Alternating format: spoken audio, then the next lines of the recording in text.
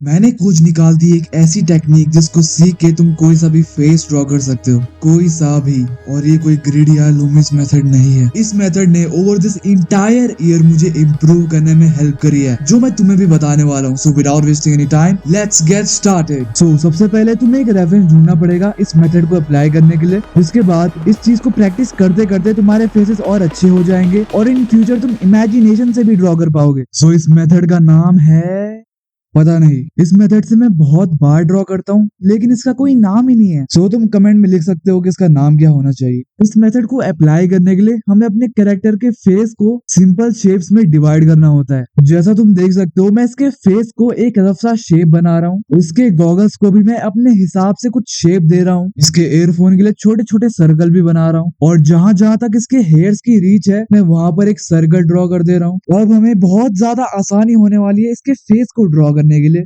जैसा हमने फेस के लिए एक शेप बनाया था, हम अपनी आईज के लिए कुछ सर्कल्स बनाएंगे। अब उन्हीं सर्कल्स के हिसाब से हम अपनी आईज को बनाएंगे। और क्योंकि मैंने आईज के लिए पहले से शेप्स बना रखे थे, मुझे आईज के साइज और पोजीशन का पूरा पता चल चुका है, जिससे मुझे आईज बनाने में बिल्कुल भी दिक्कत नहीं आ रही है। और याद है, पहले हमने गॉगल्स के लिए एक शेप बनाया था और उसी शेप की मदद से मैं इस गॉगल्स को बहुत ही आसानी से बना पा रहा हूँ। तुमने ये देखा कि मैंने बस शेप्स बनाए और उससे मेरे लिए कितनी आसानी होगी बाकी चीजें बनाने के लिए। और इसके हेडबैंड के लिए तो मुझे कुछ करना ही नहीं है, बस मुझे थोड़ी सी आउटलाइन बना देनी है और बस उसके अंदर का मुझे एक सिंबल बना देना है। और एक चीज, ये हेडफोन्स है कि क्या है? इसका फेस तो बन चुका है, अब बस इसके हेयर्स को बनाना है, जिसके लिए मैंने सर्कल बनाया था ना। ये हमारी बहुत ज्यादा हेल्प करने वाला है, क्योंकि जब भी मैं हेयर्स को बनाऊंगा मुझे ये पता रहेगा कि कहाँ तक हमारे हेयर्स जाएंगे और मेरे हेयर्स छोटे बड़े नहीं बनेंगे। फाइनली गाइस, हम सब ने मिलके एक फ्रंट फेस बना दिया। इसी खुशी में मैं थोड़ा सा पानी पीऊंगा। अब मैं थोड़े से हार्ड लेवल पे जाऊंगा। बहुत लोगों की तो ये रेफरेंस देख के ही 1264 हो गई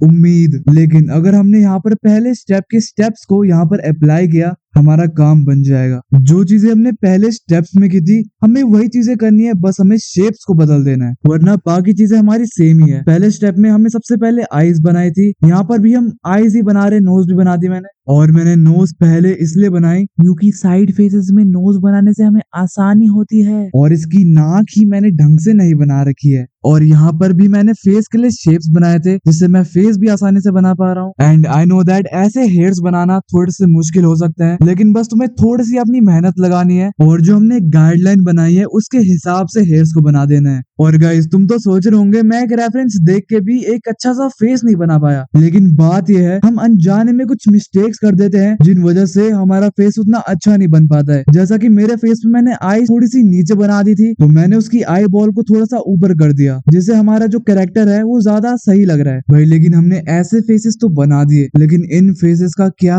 मैं इस पार्ट में स्पेशली उन फेसेस की बात कर रहा हूँ जिन्हें हमें बॉटम वाले व्यू से बनाना होता है, जिनके रेफरेंस देख ही हमारी 1264 इंटू 10⁻69 हो जाता है। लेकिन मैं फिर से बोलूंगा, अगर तुमने पहले स्टेप के स्टेप्स को यहाँ पर अप्लाई किया तो तुम्हारे लिए बहुत ज्यादा आसानी होने वाली है, क्योंकि हमें बस इस पे सिंपल शेप्स को अप्लाई कर देना है। जैसे इसके चिन को मैं एक राउंड सा ट्राइंगल बना सकता हूँ, इसके फेस को मैं एक डब्बा बना सकता हूँ फ्रॉम दी बॉटम व्यू, और इसके कानों के लिए दो छोटे छोटे गेंद और एक ट्राइंगल जो पिरामिड जैसा दिखता है। बस आईज के लिए थोड़ी सी जगह और हेयर्स के लिए थोड़ी सी गाइडलाइंस। और जैसे तुमने बाकी फेसेस को शेप से ड्रॉ किया था, तुम्हें अभी फिर से वैसा ही करना है। तो गाइज, आई होप तुम्हें फेसेस को ड्रॉ करना आ गया होगा। सो इसी बात में सब्सक्राइब कर देना और ऐसी अपने एक लाचार दोस्त को ये वीडियो शेयर कर देना ताकि उसकी भी हेल्प हो जाए। लेकिन रुको रुको रुको, जो हमने फेसेस बनाए हैं वो तो बस पहला स्टेप ही है। अभी इसके बाद तुम्हें थोड़े से डायनामिक पोज बनाना सीखना पड़ेगा, जिसके लिए मैंने एक और वीडियो बना रखी है जो तुम्हारे सामने आ रही होगी, तो उसको देख लेना। And that is for the video. I meet you in the next piece of art. Till then, peace out. कमरे में घुसता जैसे हाथी, टेबल बैठा तो फिर गांधी, करते मोटा 4 शो का होते दंगे, चलती लाठी। हमने हार से सीखा और सीखों से जीत बना।